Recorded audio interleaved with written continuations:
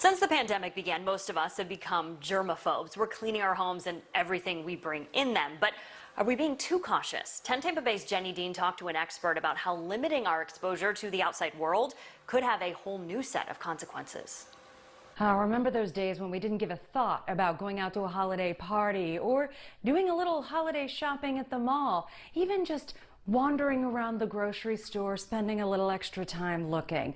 Well, many of us are limiting our time around other people, but we're also limiting our exposure to microbes. I talked with a microbiologist to break down what could come from that.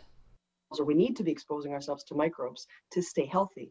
But the ways we would do it before, we'd be in crowds of people. We'd shake our neighbor's hand. We'd be petting a new dog in the park or exploring a new store. Jessica Ter Haar says the three most common types of microbes are bacteria, fungi, and viruses, and they are all around us every day. There's bad ones like COVID-19, but there are good ones too that build up in our body and help us fight off illness. If we're reducing our exposure to those good ones, it's not reminded as quickly, and more importantly, those good ones really help to tell our bodies what to do with the bad ones come along too. So taking things to an extreme with cleaning and staying inside can eventually cause issues for otherwise healthy people.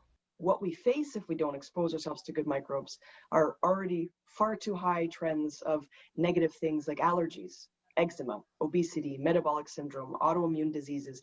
Ter Haar says we must still follow CDC guidelines to protect ourselves from coronavirus, but she has a few suggestions to get that good microbe exposure you need. First, open the windows and let in fresh air. Eat a variety of foods because there are microbes in, on, and around foods. And take a probiotic every day. That's proven good microbes that can help build your immune system. Now, I want to be clear here. She is not saying to let your guard down and stop protecting yourself. You should be following all CDC guidelines, and that means wearing a mask, washing your hands frequently, and, of course, keeping a social distance from others. However, she did say that when all of this begins to ease up and we let our guards down, we could see more instances of illnesses like allergies and asthma.